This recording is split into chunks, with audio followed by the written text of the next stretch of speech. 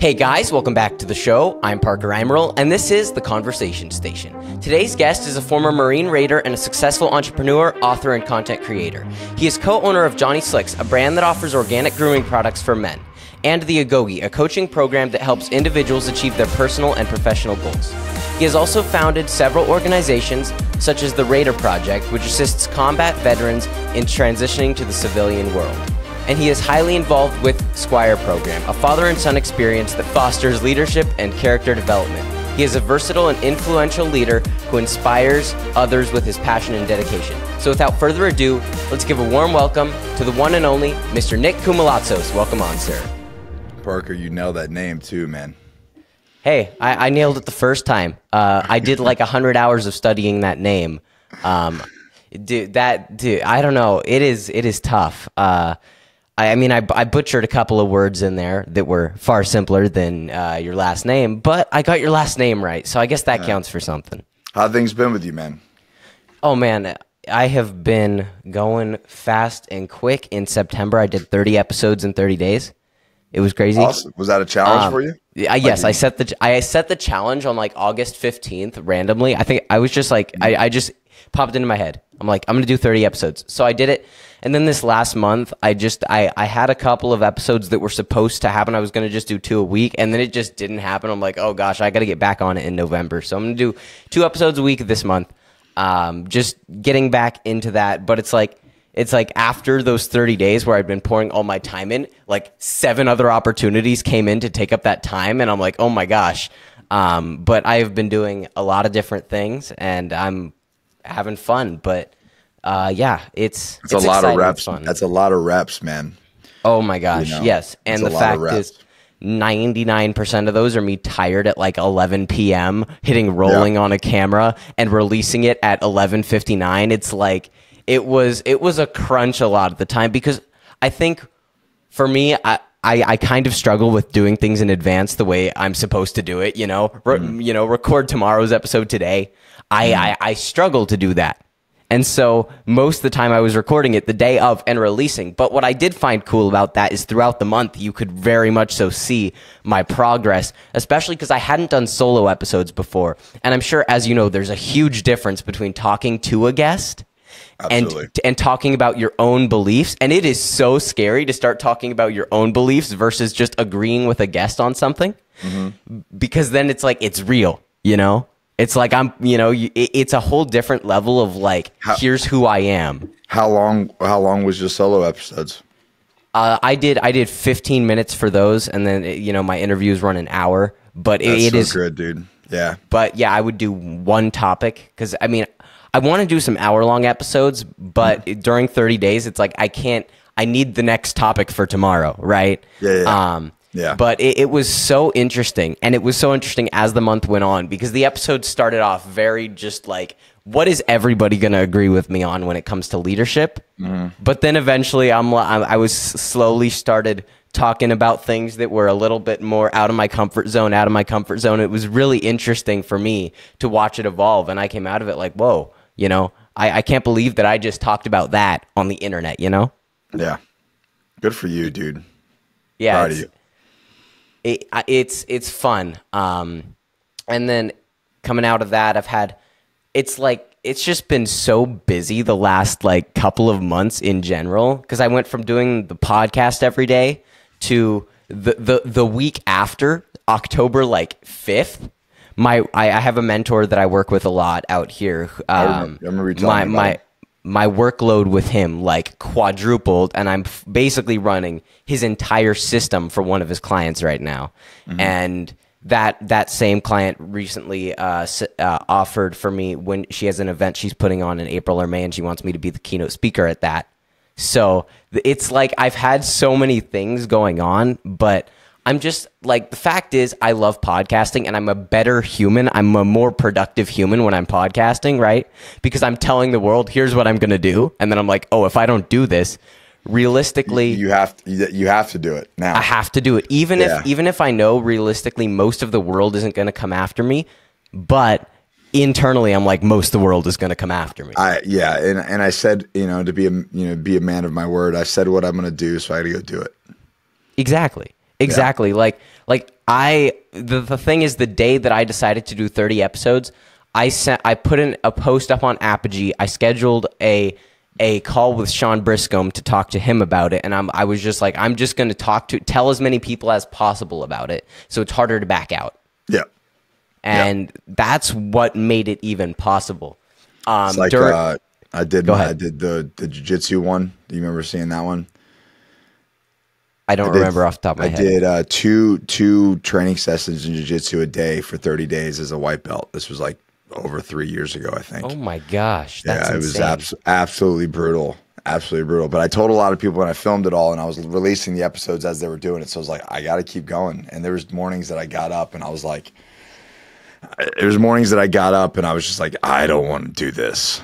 I just don't want to go. My body hurts. The amount of times I woke up, right? The amount of times I woke up and didn't want to do a podcast, the amount of times that it was 10 p.m. or 8 p.m. and I'm completely just exhausted and I'm like, oh, but I have to do a podcast. And not only that, I have to record, edit, and release. I have to go talk for 15 minutes about something and my brain's tired.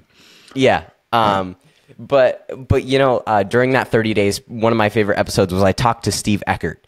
And that guy is both simultaneously like the coolest and the scariest human being on the planet. Cause I'm like, when I'm talking to him, it's a great conversation. But then the second I see him at like MDK, I'm like, oh my gosh, I am scared for my life seeing. I'm like, but he's simultaneously like, I don't know. He almost has this, even though he's like always on, you know, he has this like chill about him when he's not 100%. And it's just, he's a very interesting guy, but it was such a good conversation with him. Yeah. He is definitely a character at the project for sure. Oh my gosh. Yeah. Great guy, great dad. Yeah, he's a great human being. He's a lot more to unpack there than just what you see in the clips on Instagram, for sure. Oh, for sure. But it's always, you know, I think we talked about this last time. My entertainment source is whenever I see a video of Steve Eckert or anything MDK, I'm like, what is the insanity in the comments section, you know? Because that's how these things always tend to go. Always. It's like, oh man, they're like, oh, this is terrible for the world, blah, blah, blah, blah, blah. I'm like, good, you know, my entire point is like, okay, it's obviously not for you. But what about the guys that are going through it? You know, there's a reason, like people are saying it's stupid, but there's a reason that people pay what they pay for it, right? And still just keep going. Every class, there's a whole bunch of people that show up. Yeah, exactly. There's a reason. So let me ask you, like, remind me how old you are? 16. 16 years old. When you see the comments of these men commenting that kind of stuff, and you know, there's some pretty gnarly comments in there. What's your perception of what, like, you know, for me to, you know, interview you, but what's your perception of those men that message to what the things that they say on those videos? Like, how do you perceive that? Well, I've gotten my fair share of stupid internet comments. But sure. What I can see is from someone that doesn't, like, for me, it's like when I see, you know, you or Matt or some of these guys, I'm like, I've had conversations with them on Apogee, or I know them to some level. So it's much easier for me to be like, I know this guy at his core. I know he's a good dude. But I think for a lot of my perspective is for a lot of people that are just so outside of that, right? They're so far away from it, right? They're not at that level that it's hard for them to perceive the value in it. It's hard for them to understand the value someone can get. But I also think a lot of it just comes from that there are miserable people on the internet, right? And there are people that just are going to hate on it no matter what. You could have the perfect program that has 100% positive reviews by 2 million people, and there's still going to be that one guy. There's still going to be that one guy. And the fact is that there are probably programs that other people think are great, right? And that are great. But you and me, we would think they are the stupidest thing on the planet, right? So I think it's interesting. There's an interesting thing there where I'm like, these people are being idiots, but also everyone can be an idiot. But it's such the internet is such like a crazy mental battle, because you're like, what to believe? And I'm like, But on those ones, half the time they're comedic because they are so insane. They're like, they go on a full rant on how terrible it is, and I'm like, what are you talking about? And then half the comments are like, just go to boot camp. But I'm like there's, it's so funny because I'm like, just go to boot camp. But most of these guys are like, you know, that they're old. They don't necessarily want to do boot camp, and they have them. If you like, the fact is also a lot of people talk about the price. It's priced that way for a reason, because of the value you get from it, because of the people that you surround yourself with, because of the fact that it's set at that price point. So there's a level of commitment. If it was a $50 program, what's wild about the whole boot camp thing is there's so many of those guys that go through. They're actually other former veterans. You know, we like the last guy, the class 16's honor grad was a 275 Ranger. You know, the last class, the one that Steve just put up, there was an infantry Marine in there, Matt Coker. He's a really, really awesome dude. So the fact that they say that just shows how much, you know, they don't know about everything. But anyways, but it's interesting to see your perspective from a 16-year-old man on. Well, yeah. Yeah. But it's interesting because I think the fact is the internet is full of people that know nothing but think they know everything, and that's just kind of how it always is. I mean, I'm sure that, but I also I always think it's interesting because when I see comments like that, I always want to think, have I ever left a stupid comment like that? Probably, right? Have I ever left something stupid? And it's always interesting to think and reverse that, you know, from the external. This person doesn't know what they're talking about. Here's the thing with those kind of, you know, typically, and you can, you know, check me here if I'm wrong, or at least in your opinion. I don't think I'm wrong. Highly productive people don't have the time to just go troll videos and leave stupid comments, even if they don't agree with it. Like I see videos that I don't agree with. I don't say anything. No, I mean, I think I don't have time. I would agree. I mean, I think certainly that. Yeah, I mean, you can. I mean, I've certainly commented short little things, but when people leave these entire paragraphs, I'm like, what? You probably just spent like 15 minutes on that?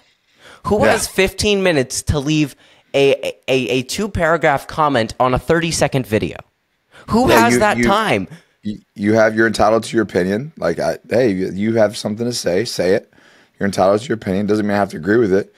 And I certainly am not going to just invest my time and my day to go hate on you. Because you know what? I'm too busy focused on my own shit. Yeah. And I think it's interesting because especially as I'm like getting busier and busier, I'm like, how do people have time for this stuff? Yeah. But I do appreciate them because, you know, they feed the algorithm. The algorithm. And then, of course, it becomes more and more successful. So, oh god, the best thing is when someone leaves something super egregious, and then you have the people on your team fighting for you in the comment section, and it goes from they left one comment and got you 8 comments and got you a ton of engagement. That one time a couple months ago where someone commented on a video saying that I was completely lost as an individual. Maybe I am. Nothing. I don't know. Yeah, exactly. No, it was so funny to me because I'm like, you've seen one video of me talking about how what is perceived about going against the grain is usually exactly what society wants you to be doing. The widely rebellious thing is almost never rebellious, right. And then the comment was like, who do you think you are? Are you going against the grain by hopping on the YouTube Shorts trend? I'm like, what? I mean, maybe in that scenario I'm not, but you have to look at it's so much more nuanced than that, right? Absolutely. It's like, what am I talking about versus what is, I'm not out there doing TikTok dances, but it was so funny because that video was going to die off at 700 views. That person left a comment. It got 9 replies and then it boosted it an extra 1,000 views. Yeah. And then the guy deleted his comment, but after it got the views. So I was like, yeah. And then what's amazing to that is that guy getting asked to be a keynote speaker at a conference at 16 years old. No, Yeah, no, but I'm completely lost as an individual, Nick. You should be able to see that, right? I mean, Matt actually, and I know you're part of the Apogee. Matt actually said something, and this kind of falls into that whole process and kind of where you're at. Yesterday or Saturday at Squire, he said that the word teenager was not a word, was not a concept until the early 40s. Because prior to that, there was no teen, like a young man became a man, and he was expected to act mature. He was expected to hold himself as a man. But what we've done is we've created this weird middle phase where it's like you're being authorized to be awkward. You're being authorized to delay maturity, delay responsibility. Yeah, no, when somebody like you or guys like us pour into young men and say, no, you're done being a teenager, you're done having excuses, you're done not doing hard things, you're gonna work hard, you're gonna have emotional maturity, you're gonna seek mentors, and you're gonna figure some shit out, and you're gonna get things done. And then when you do it, they're gonna say like, what?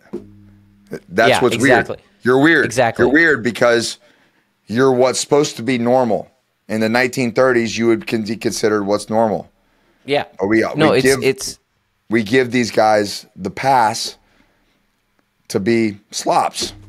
Yeah, and it's so interesting because I think it's interesting because we all have bad days for sure, but my worst day of the month is still above the average day for everybody else my age. Yeah, you have a worse day, and I actually was talking to a client, and this is what's actually kind of beautiful is because,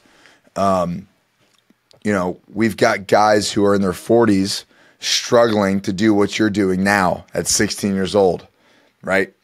And they hit me up and they say, man, I'm having a bad day. I said, sure, you might think it's a bad day, but it's a matter of perspective because of this. You could still be 60 pounds overweight working your job, your 9-to-5 job that you broke free from a year ago, and you started your own business and now you're making money. And yeah, you're having a bad day, but remember why you're having a bad day. You're having a bad day because you're moving the needle in your life and you're choosing to do hard over easy. You're choosing to move, like to push forward. You're choosing to do 30 podcasts in 30 days. Like, yeah, you've created hard days for yourself because you choose to improve yourself and grow and create a better life. So yeah, you're going to have some difficult days. Yeah. But the opposite is what? Easy days? Yeah, exactly. And the worst days for me are like the days where I've just been going so hard that I have like such little left in me. But I'm like the reason I'm having a bad day is because I had 7 good days. You know, right. Like that's the reason. And one of the interesting things that I see is like video games, right?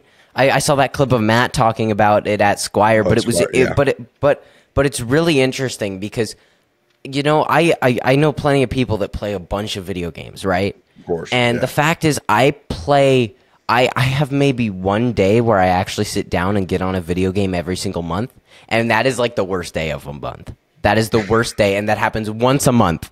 And there are 2 games that I will dive into, and they are the basketball and the football game because that's and it's like once and then I'm like done because it was the one day where my discipline wasn't good. That's it. I didn't have good discipline that day, and so that's the only reason.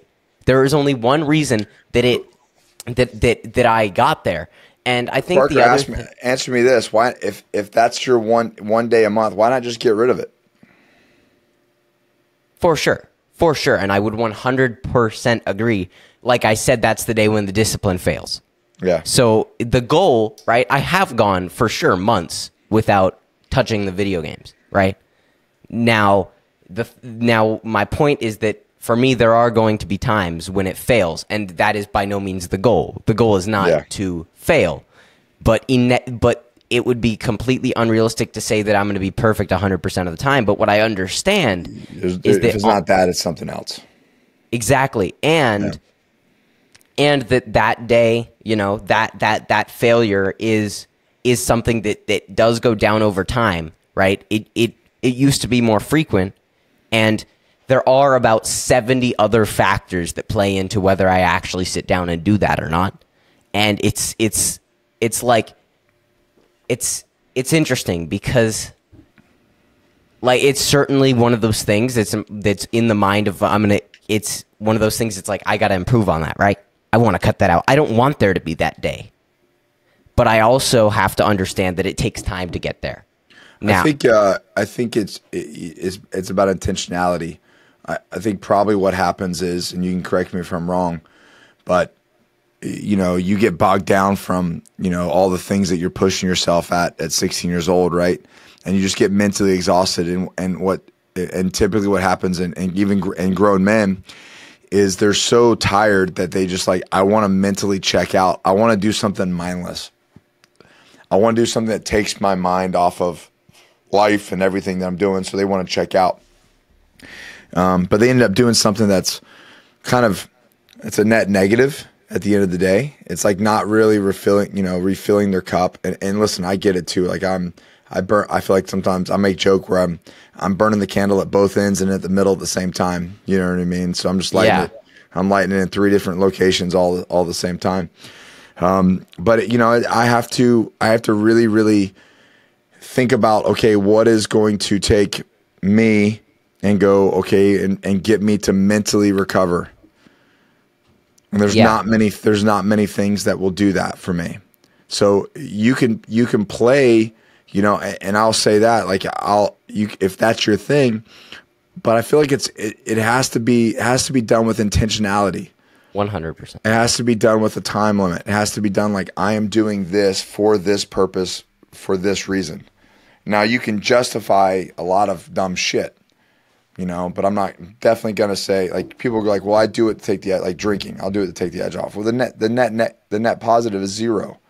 Like, we can talk about the health benefits. We can talk about the effects of it on your brain, what it is as a macronutrient, how it affects your body composition, your productivity, everything. So you're like, well, I'm down-regulating to do that. Well, you know what also down-regulating to do is breath and yoga and all kinds of stuff, jiu-jitsu, you know, playing basketball with a group of friends. You know, that you're not thinking about podcasting while somebody's trying to shoulder check you on a court. You know what I mean? Like, you're having to pay attention. Same thing with jiu-jitsu. You're not thinking about your bills while somebody's trying to squeeze the life out of your neck, right? Like, you're present. And I think that people just need to find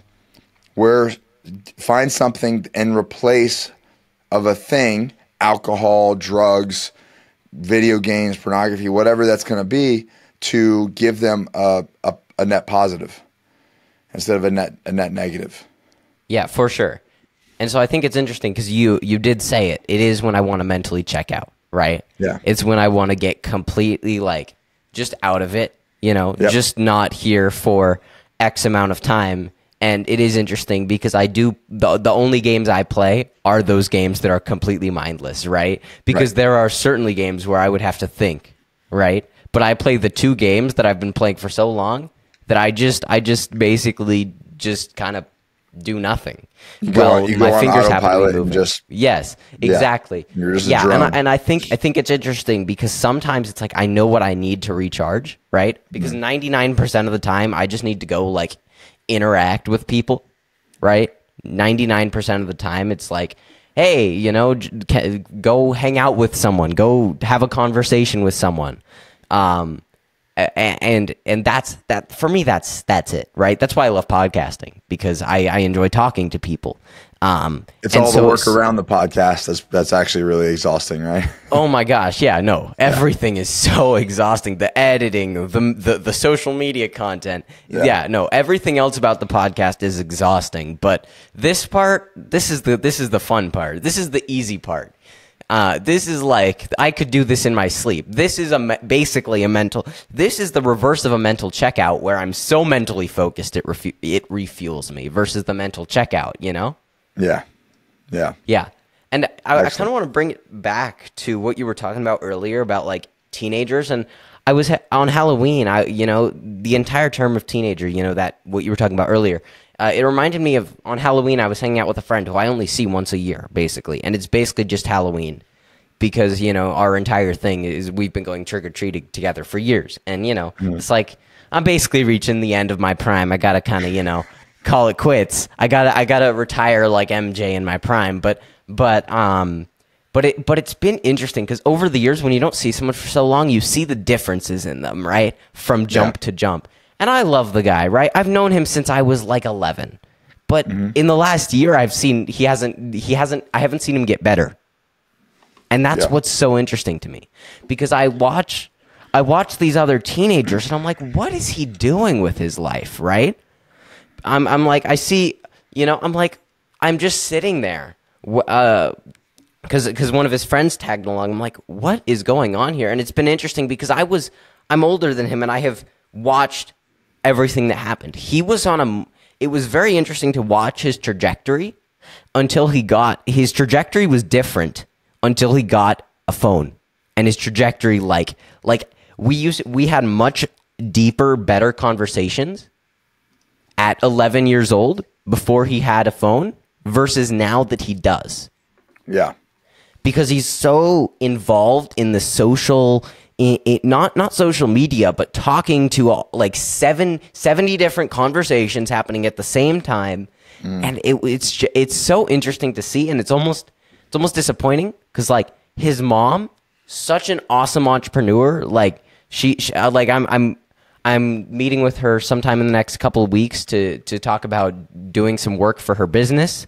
She is so legit, but sometimes I'm like, dude, you have so much at your fingertips. Sometimes I'm like, he doesn't realize he could tomorrow have so many things if he just thought about it. So my question to you is it his fault or is it his parents' fault? For sure. Yeah, no, I think it certainly goes that way as well, right? And it is something that's on my mind because I'm like, when I'm thinking about, I'm like, dude, these people are super cool, but sometimes it's such an interesting thing to think about. And I'm not saying that, I'm not trying to paint him as a victim, right? He's not a victim. No, for sure, no. The information's out there and we all have to make choices, but the reality is our society is being set up to where we are, your generation, your age group of individuals is a hot commodity for the opposition, right? They want you distracted. They want you to be emotionally immature. They want to attack your masculinity. They want to attack your productivity, and they definitely want your attention. 100%. Because if they can gain your attention, they can manipulate you. And that's why all this stuff is so incredibly important. And the work that you're doing with Apogee, the work that you're doing on yourself, the work that you're doing with your podcast, and the reason why you started it in the first place, is, you are breaking free from all of that. And whether you make mistakes or not, it doesn't really matter. You're 16 years old. You should be making mistakes for the next freaking 15 years. That's the reality. Yeah. But with your friend, it's sad because he has basically been allowed to be led down that road, right? As cannon fodder, essentially. You're just a sheep in the herd. For sure. And it is interesting. And I like what you said about mistakes because I think a lot of people think that it's about not making mistakes. It's about the kind of mistakes you're making. Are you making the huge net negative mistakes, right? Even those can be good. Mistakes are just objectively a good thing if you learn. I call them tuition payments. Yeah, for sure. But I think it's the best college. It's the best college you could ever use. You know what I'm saying? For sure. And I think what it comes down to is, are you able to learn from those mistakes? Are you able to self-reflect to a level of understanding, right? You can't just self-reflect. You have to self-reflect to a level of a deep understanding of what's actually going on. Yeah. Right? And it's most important to understand what's going on within yourself. And this was actually one of the biggest things that went across all 30 days. It was, I can tell you what works for me, but I can't tell you what works for you. But what I can tell you is you have to understand, you need to self-reflect. You need to keep thinking about you, and everything that works for me could work for you. And it's a starting point. Yeah, exactly. You don't know. But you have to know who you are. Yeah. And, you have to start doing. Yeah. And that was one of the interesting things that I like to think about with ADHD, right? As ADHD is one of these things it's thrown around everywhere, right? ADHD. Gosh, maybe I'm going to be a 4K at this point. I don't know. I don't feel like being HD anymore. But it's such an interesting thing for me because I was thinking about it, and I'm like, we're talking about something where kids don't like to sit in class and look around. Great. So you don't like that. You don't like that, right? Maybe there is something that's different about your brain, but who cares?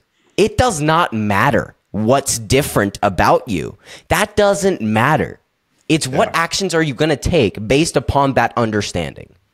And I actually talked to a therapist on the first day of the month, and she works with these kids, right? But I liked her frame of like just completely getting rid of the victim mentality and being like using it. Like you can use, I don't like the diagnosis of ADHD because it's used more as an excuse.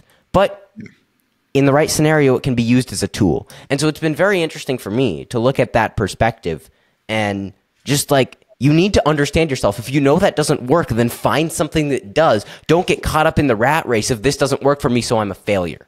And that's unfortunately, I was talking to my wife and I talk about this a lot because our son, if he was thrown into public school system, the way his brain operates and the way the kid, there's nothing wrong with the kid. The kid is like overly perfect. You know what I mean? Like he's just super smart. His aptitude is through the roof. He's got a ton of energy, of course. His dialogue at 3 years old is we don't even understand how he speaks the way he does. If he went to a public school system, they would immediately say that he has ADHD and needs to be put on medication so that he can actually sit still. Here's the deal. Young men from the age of 3, like born until probably 25, probably have ADHD, and they're not meant to sit still. They're not meant to sit in a classroom 8 hours a day. That's called indoctrination. They want to dumb them down. They want to like make them docile. They want to, it's a whole thing of have you read the book, John Elder's book, Wild at Heart? No, I haven't. No, you should put that on your list, or at least the audiobook version. Yeah. Wild at Heart. It's a great, great book about understanding why boys are the way that they are and why we should it's kind of one of the reasons why Squire was created. But we are genetically designed to run, play, hide, fight, do things, be energetic. That's the way that we're made, right? We're not made to be a young man, 5 years old, and go sit in a room in a cage for 5 hours. And there's a great analogy of like, have you ever seen a lion born in captivity, born in a zoo, and what he looks like in a cage? Their eyes look sad and tired. But what does a lion look like out in the pride and freedom? Calm, cool, and collective, just doing his thing, ready to hunt, ready to have sex, ready to sleep, go back and then repeat the process, right? But he's fit, he's not overweight, he has a different look in his eyes than that sad lion in the cage. And the reality is is when the cage is open, what does the lion do? Is he going to sit in the cage, or is he going to walk out? Exactly. He's going to walk out. Like, we're designed for that. You guys at your age, we're all designed for that. And what happens is that they take what's natural, what's inherently genetically bred into you, and they try to cut it out by the form of a pharmaceutical or some sort of acronym or some sort of BS thing that they're trying to tell you are. And the reality is there's nothing wrong with any of these guys. There's nothing wrong with any of these kids. The thing that's wrong is the system itself. The system is wrong. That's what's wrong. The grind that they put these through, the indoctrination camp that they're putting young men through and young women through, that's what's wrong. There's nothing wrong with a kid that can't sit still in a classroom. He's not supposed to. He's a kid. Yeah, I mean, I can barely sit still right now here, right? I mean, I'm like leaning back and forth, moving around, fidgeting a little bit because, right? I mean, I'm engaged for sure, but you know, if I were in a classroom right now, I don't think I would necessarily look engaged because I'm moving around, I'm checking all sorts of different things. But you're not in school, right? You're not in traditional school. Yeah, I'm homeschooled. Yeah. But it is, so it's interesting. This year I've started taking just like 2 classes a week at this like homeschool place that has a bunch of different classes. And I've just been taking improv and then their leadership class. Now I'll go to the leadership class, but the improv class is such a blast, right? Like the reason I'm there is because it's fun. That's the reason I'm taking that class. Cause, you know, it's just, it's awesome, but it probably makes you a better podcaster too, honestly. Oh my gosh. It's ridiculous. I mean, how much fun that is for me, because I'm just like, for me it's nothing, right? I'm just being me, but it's so interesting to like. I love coming up with a character or being told to do something ridiculous, but then there's the leadership class, and the leadership class is weird to me. It's such a weird class to me, especially after being an apogee, right? The elite of the elite when it comes to leadership, and seeing that this class is so fundamentally different. How so? Well, it's conducted like a class. That's the biggest problem. That's the number one problem. It's a class. But it's not really leadership. It's more of it's more of like graphic design. And that's what confused me. I'm like, I signed up for a leadership class, and I knew there were going to be some elements there, but I talked to the teacher of the class, who is the director of the school, about what it would look like, and I got the ideal, but it hasn't looked like that, right? Yeah. But it's been so interesting because the fact is that half the kids in there are just in there to have a good time, and it is interesting to understand the way classrooms work, right? You know, I've listened to your podcast with Matt, where you guys go into everything education, right? But it's interesting to sit in there and be like, you're not the only assignment we have had so far has been to watch a couple of TED Talks that are on leadership and conversations. And I'm like, that's cool. That's cool. But that's in 3 months, having 3 assignments for 3 TED Talks that I listened to, and I'm like, they're cool, but they're not anything, right? Like it's so weird to be in that class where I'm like, I like the teachers. They're cool. You know, like Matt says, it's not the people, right? It's a homeschool school, so it's just so interesting because it's like leadership is not something that can be taught in a class. Yeah. I think we'd be better served. How do you teach that? Right off the top of my head, an easy way to get conversation going, right? And that's what you want to do in a class. You want to get conversation going. Yeah, there's no conversation in that class. Yeah. But so how do you do that, right? I think one of the best ways to talk about leadership and to get people to understand, you know, whether it's and there might not even be a right or wrong answer, but the idea of different leadership styles and different ways to do that is talk about history, right? And we know the saying, those that don't know their history are doomed to repeat it, right? So as leaders, especially like from a guy from like myself, like coming from the military, like it's important that we know historical battles. We understand the different leaders in different positions from different sides of battles and countries and whatnot. And so in my mind, I'd be like, let's talk about a scenario, a historical scenario. And then without really talking about the outcome, maybe some people know the outcome already, without knowing, give them options. You are Alexander the Great. What decision do you make? Yeah, here's the decision. Here's the situation that you're put in. What do you do as a leader? Like, I feel like that is a more, and again, there is no like necessarily a right or wrong answer. It's about perception, and it's about the desired output. And then, okay, you made this decision. Why did you make that decision? Right. And then talk about what happened in reality and what happened in history, and give them that perspective as well. Yeah. I think that really gets us to think, right? And that really changes the way that we view leaders and we view leadership in both the good and the bad. And there's good stories and there's bad stories, right? But we have to know all of those things. We learn a lot more from the bad, right, than doing the good. We like, you know, talk about the Squire program and what we just did on Saturday. You know, a lot of guys talk about, well, and Steve talks about that too, about his father, right? He talks about, well, I had the best teacher in fatherhood ever is my father. He taught me every single thing not to do. Same with me. Like I learned, I became a good dad because I had a bad representation of what fatherhood looked like, right? So I'm like, well, I know not to do that, and then I take that same thing and I put it in business. You know, I take 6 years of business failures, and then we launched Johnny Slicks.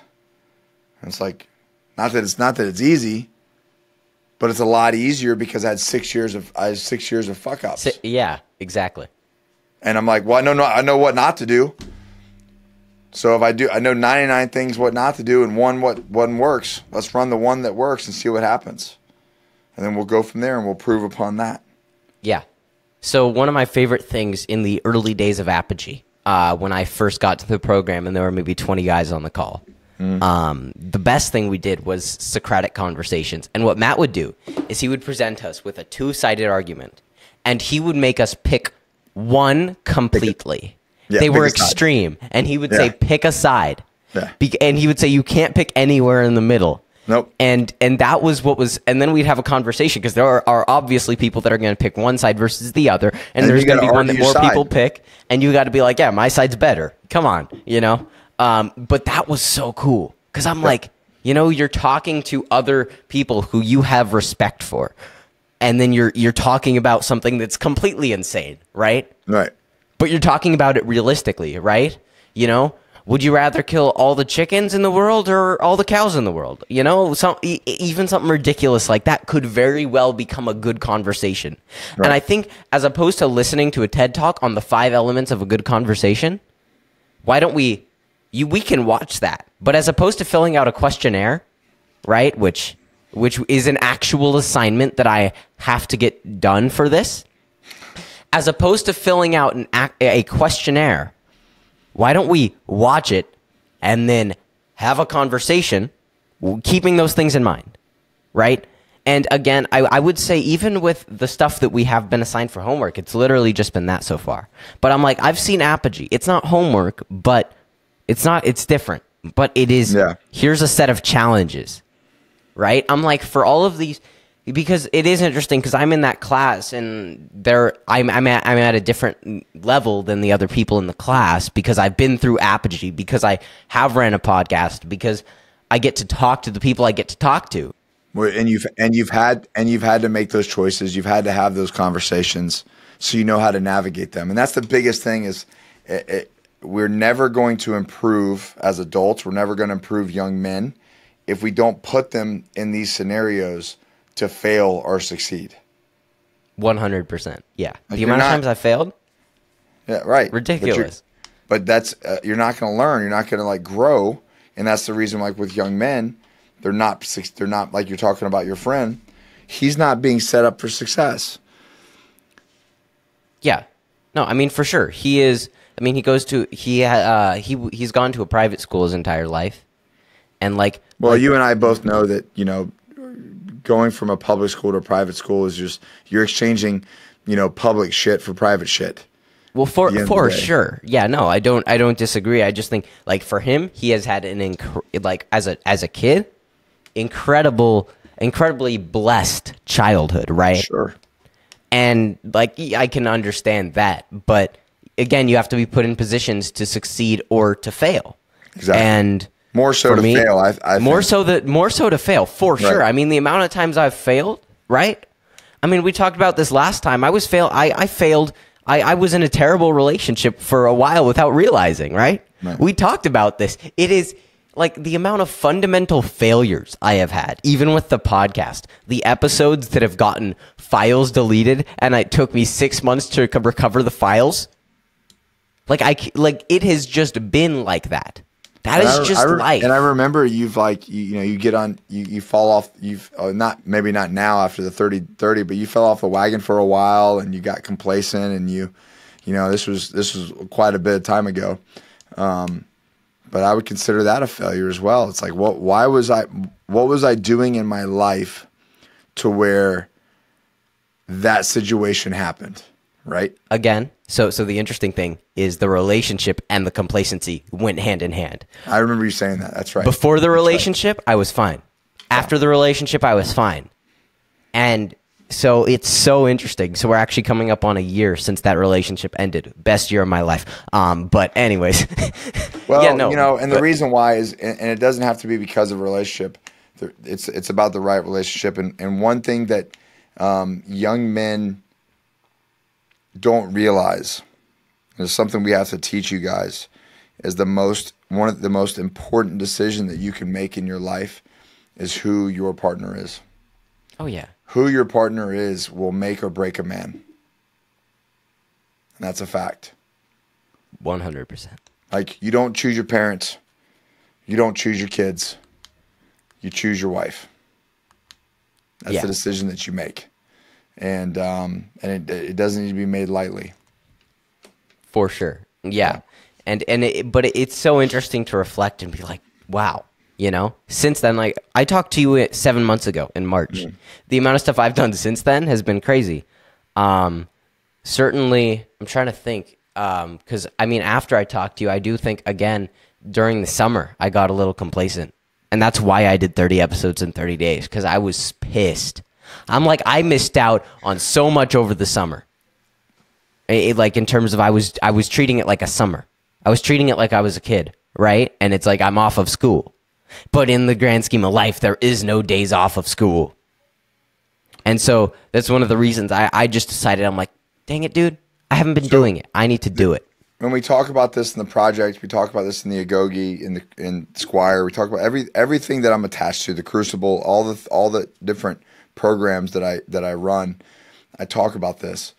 And one of the things that is just an absolute must, and you're probably figuring it out intuitively because you just did the 30 podcast 30 days right over the summer, is we have to have a challenge. And we have to have the next challenge and the next challenge, because that gives us purpose and mission and the reasons why we do what we do, right? There has to be that objective that we're trying to accomplish, right? If we go back to, Wild at Heart, John Rogers' book, a man must have a battle to fight. And if we don't have a battle to fight, we do get complacent, we get lazy.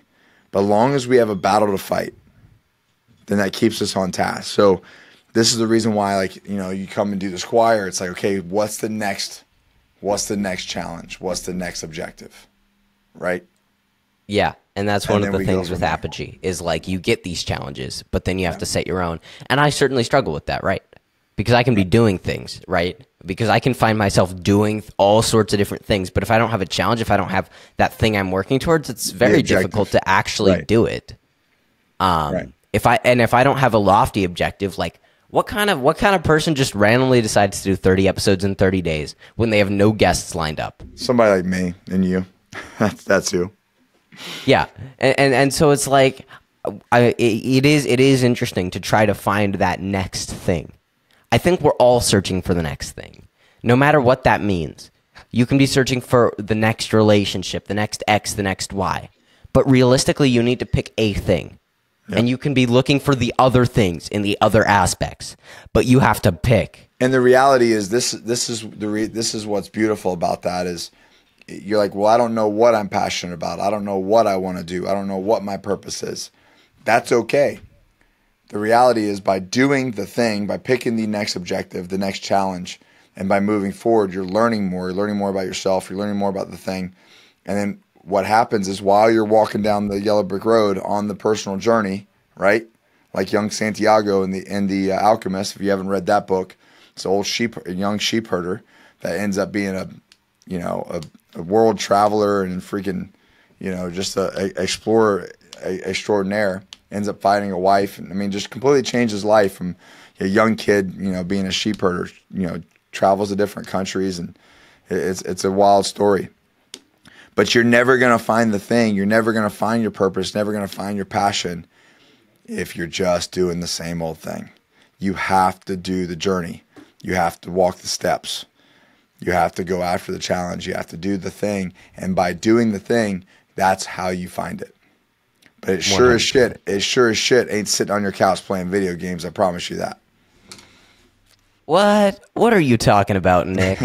You're lost in life. Come on, man. No, but yeah, I mean, of course, right? I mean, what kind of, I mean, you could literally think about it like video games. How are you going to beat the game if you never play, find your next quest? Yeah. If you never play, if you never leave the starting area, if you never leave the safe zone, even if leaving the safe zone means certain death, if you never leave, you're never going to do anything, and you're never going to be anything. And no matter how brutal that sounds, it's the truth. And so the biggest issue is everybody wants to live in a fantasy world where they don't have to do anything. The robots handle it all.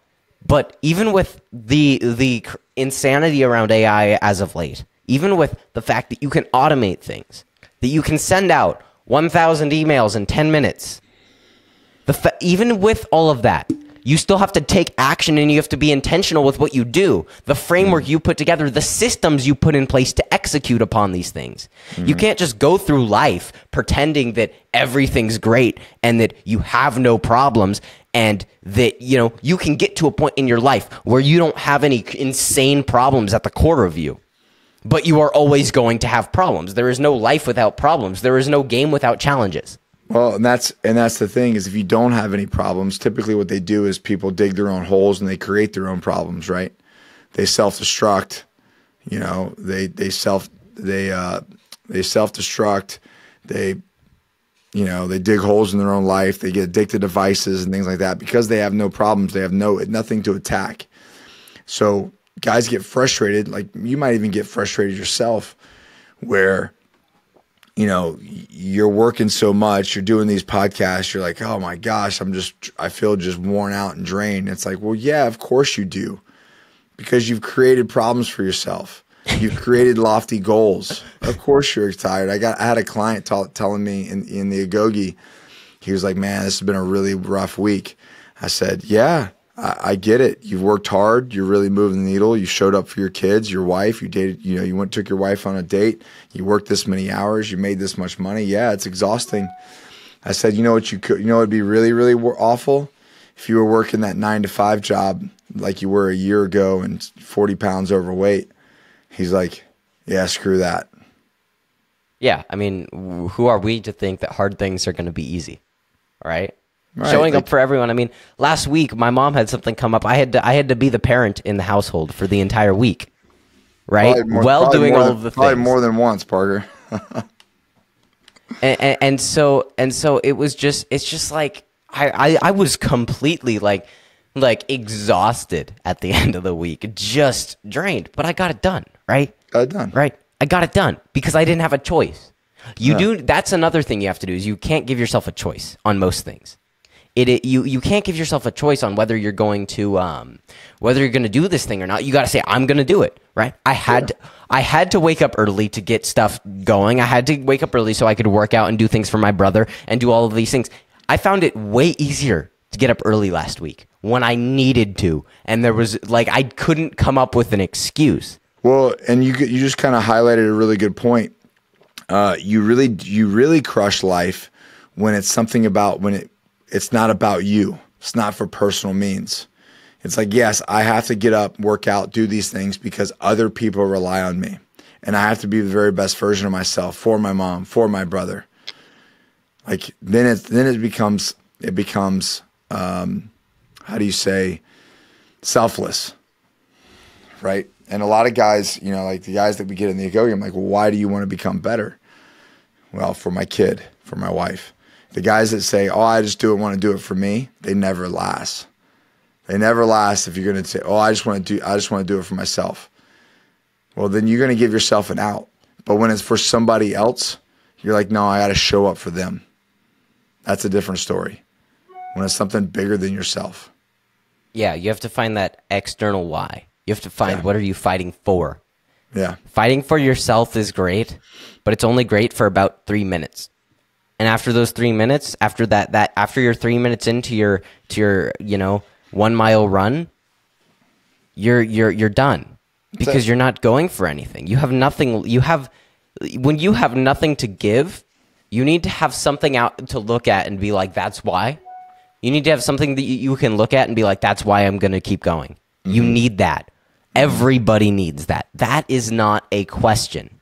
That there is no question about, do we need to be, hey Nick, do you need to whenever you're struggling with something, do you need to be able to look at your wife and your kids and be like, that's why? Or would it be more productive if you just see a photo of yourself, right? Yeah, it's not gonna do anything. Yeah, no. If someone showed me a photo of myself and I'm like, that's why, I would stop immediately. I'm like, what? Yeah, gosh. Yeah, it's so interesting. Oh man, thank you so much for coming on here. It always feels like we're kind of interviewing each other equally whenever we do these. It's kind of funny. Well, I like to hear how you're doing, man. I like to watch this process happen. And yeah, man, there needs to be more of you. You need to replicate yourself. That's so funny. That's so funny because that one client with that mentor I'm working with, she's like, I need 5 Parkers. Because that would make my life so much more productive. There you go. Just keep at it, man. Just keep at it. All right, and I'll see if I can come up with a cloning machine. I'll see what I can do. All right. Thank you guys at home for watching. I'm Parker Emerald. I've been talking to Nick Koumalatsos, and this has been The Conversation Station.